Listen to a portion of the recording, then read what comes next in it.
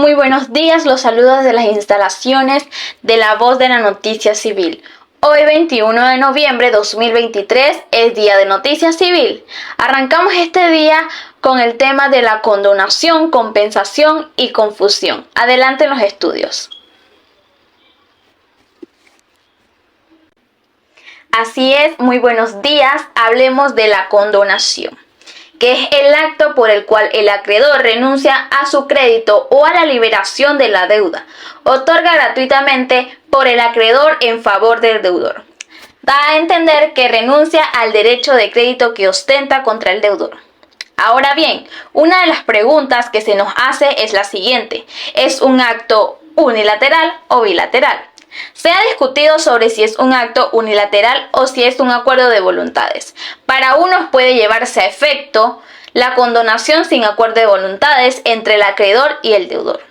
Este fundamento de esta tesis se encuentra en nuestro Código Civil, donde nos indica en el artículo 1073 que establece que la condonación expresa deberá ajustarse a las formas de la donación, y en el artículo 950 donde nos establece que la donación no obliga al donante ni produce efectos sino desde la aceptación. Ahora, clases de condonación. Se distinguen diversas clases de condonaciones. Tenemos tres, según comprenda el todo o solo parte de la deuda. Atendiendo a la causa, hay condonación a título gratuito y a título oneroso, y según su forma, que es expresa o tácita. Formas de condonación. En forma de condonación expresa, conforme a lo dispuesto en el artículo 1073 del Código Civil, la condonación expresa debe ajustarse a las formas de la donación. Si la deuda que se va a condonar tiene por objeto cosa mueble, la condonación podrá hacerse verbal o escrita. Y si su objeto es inmueble, por una escritura pública. Ahora bien, la forma tácita. En relación con la remisión tácita, cabe destacar que ella es la que deduce derechos que le hace en suponer de modo inequívoco y que nuestra legislación, inspirada en la española, no enumera taxativamente. Los casos de condonación tácita se limita a decir en nuestro artículo 1073 que la condonación podrá hacerse tácitamente. En el artículo 1073 nos explica: la condonación de la deuda podrá hacerse expresa o tácitamente. Una y otra estarán sometidas a los preceptos que rigen las donaciones inoficiosas. La condonación expresa deberá además ajustarse a la forma de la donación. Requisitos de la condonación. Son tres: subjetivos, objetivos y formales. Los subjetivos: en cuanto al condonante, se requiere que el mismo tenga la capacidad de obrar adecuadamente al crédito, renunciando y disponiendo sobre el mismo. Solamente está legitimado para condonar una deuda el acreedor. En cuanto al condonatario, ninguna exigencia especial, ya que no participa en el acto unilateral del condonante. Son dos aplicaciones a las mismas normas que prohíben o limitan las donaciones a ciertas personas. En los objetivos, no son condenables los derechos de créditos irrenunciables. Pueden ser objeto de perdón los créditos líquidos, los futuros y los sometidos a condiciones o a términos. Y por último, los formales. La condonación tácita, que no requiere forma alguna. En cambio, para que la condonación expresa se tiene que exigir que se ajusten las formas de la donación. Esto en cuanto al requisito de la condonación. Efectos de la condonación. La condonación exige la obligación principal con todos sus accesorios, pero si la condonación se refiere únicamente, está subsistiendo la obligación principal. Artículo 1076 del Código Civil. Cuando en una fianza la que hay varios fiadores, condona la deuda de uno de estos, ellos no se desligan a los demás. Artículo 1541. Y por último efecto, si la obligación que no se condona es una obligación solidaria, habrá que tener presente lo dispuesto en el artículo 1030. A saber, si la obligación condona, hay varios condonadores solidarios, la remisión extendida a cualquiera de los codeudores extingue la obligación sin perjuicio de que lo disponga en el artículo 1033. Estos son los efectos que tiene la condonación.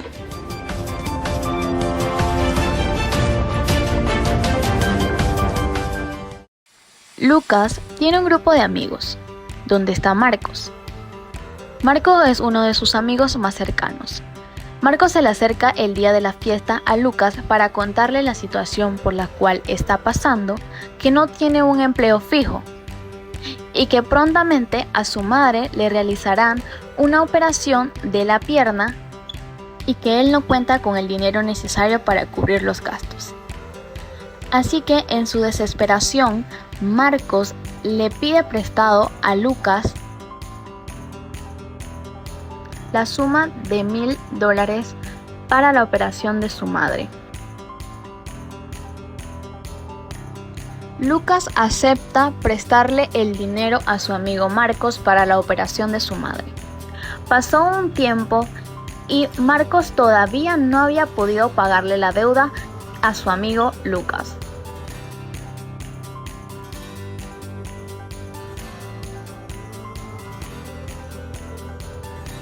A lo que Marcos le llega una llamada de su amigo Lucas una de estas tardes, diciéndole que le perdonaría la deuda que tiene con él. A lo que Marcos agradecido lo acepta. Pero, para no tener problemas a futuro por el perdón de la deuda, realizan una carta donde fijarán que Lucas le perdonó la deuda a Marcos. Ambos están totalmente de acuerdo en firmar este documento y todo fue libre y voluntario. Muchas gracias, compañera. A continuación, el tema la compensación. Adelante.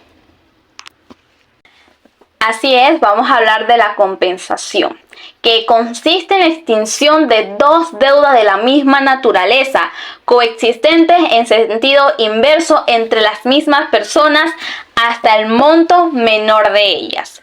En la clase de compensación tenemos, según sus fuentes, distinguimos la compensación legal de la convencional y de la judicial. ¿Qué quiere decir esto? Hay tres clases: legal, convencional y judicial. La compensación legal es la que llamamos a lo que produce el ipso iuri cuando se reúnen todos los requisitos para la compensación que reclama el código. De esto están los requisitos, que para que tenga lugar la compensación es menester que concurran los siguientes requisitos. Empezamos con el requisito número 1, que es el siguiente: que las partes sean por derecho propio recíprocamente acreedoras y deudoras la una de la otra. Así lo exige el artículo 1081 del Código Civil. Con relación a este requisito, culture que las partes en la compensación deben ser deudoras y acreedoras, como hemos mencionado, por derecho propio. Por lo tanto, no cabe la compensación en base a créditos de obligaciones.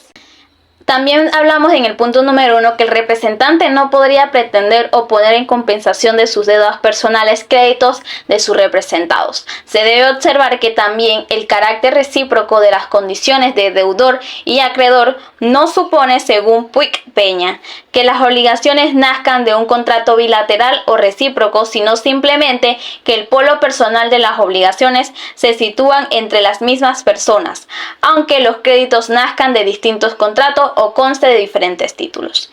El requisito número 2 que tenemos es que cada una de las partes en la compensación sea deudor y acreedor, principales una de la otra, por excepción en el artículo 1083, donde dice que permite al acreedor oponer la compensación de lo que está debe el deudor principal. El requisito número 3 es que ambas deudas sean análogas. Con respecto al artículo 1082, numeral 2, donde exige que ambas deudas consisten en una cantidad de dinero o siendo fungibles, las cosas debidas sean de la misma especie y también de la misma calidad si esto hubiese sido designado. Número 4. Que las deudas estén vencidas. Esta exigencia es el artículo 1082, numeral 3, que impide compensar deudas de plazos pendientes. Número 5. Que las deudas sean líquidas. Esto significa que sepa ciencia cierta que se debe y cuánto se debe. Número 6. Que las deudas sean exigibles. Consecuentemente, no podrá oponerse en compensación de deudas subordinadas o a condición suspensivas ni obligaciones. Número 7. Que sobre ninguna de las deudas haya retención o contienda promovida por terceras personas y notificadas oportunamente al deudor. Número 8. Que ambas deudas sean pagaderas en el mismo lugar, por excepción del artículo 1085, que permite que se opongan compensaciones de gas pagaderas en diferentes lugares, pero mediante la indemnización de los gastos de transporte o cambio de lugar en el pago. Y por último, que se alegue la compensación. Este requisito no aparece exigido por la ley, sin embargo, se le considera necesario. Primero, porque la compensación es renunciable y la manera de renunciarla consiste precisamente en alegar. Y lo segundo, porque el juez no puede declarar la compensación si no se alega. Estos son los requisitos de la compensación. Efectos de la compensación. De conformidad con el artículo 1088 del Código Civil, el efecto de la compensación consiste en extinguir una y otra deuda en la cantidad concurrente, aunque no tengan conocimiento de ella los acreedores y deudores. El artículo 1088 corresponde al 1002 del Código Civil Español, que ha sido siempre la base de todas las tesis conforme a cual la compensación opera en pleno derecho. El otro efecto que tiene la compensación es en el caso de la pluralidad de deudas. En el artículo 1087 se establece que si una misma persona tuviera contra varias deudas compensables, observará en el orden de la compensación lo dispuesto respecto a la imputación de pagos. De manera que el deudor de varias obligaciones, pueda declarar cuáles sean extinguidas, y si la otra parte también es deudora de varias deudas, podrá la misma declaración. Si no le hiciera en las últimas instancias, será la ley que determinará el orden de cómo ya le indicaremos a tratar la imputación de los pagos. Estos son los efectos que tiene la compensación. Así es, compañera, muchísimas gracias. A continuación, el tema de la confusión. Adelante. Así es, muy buenos días. Hablemos de la confusión. La confusión es un modo de extinguir las obligaciones por el hecho de reunir una misma persona las calidades de acreedor y de deudor de la misma obligación. En el artículo 1078 del Código Civil nos indica: quedará extinta la obligación desde que se reúna en una misma persona los conceptos de acreedor y de deudor. Se exceptúa el caso en que esta confusión tenga lugar en virtud del título de herencia, si ésta hubiese sido aceptada a beneficio de inventario. A continuación, las clases de confusión. Clases de confusión. Se acostumbra a distinguir entre confusión por causa de muerte y confusión por acto inter vivo. La confusión por causa de muerte tiene lugar cuando el deudor hereda al acreedor, cuando el acreedor hereda al deudor y cuando un tercero hereda al acreedor y al deudor de la misma obligación. Por excepción, no hay confusión cuando quienes heredan aceptan la herencia a beneficio de inventario sobre el particular. El inciso segundo del artículo 1078 del Código Civil, que se exceptúa el caso en que esta confusión tenga lugar en virtud del título de herencia, si ésta hubiese sido aceptada a beneficio de inventario. Ahora, confusión por acto inter vivo.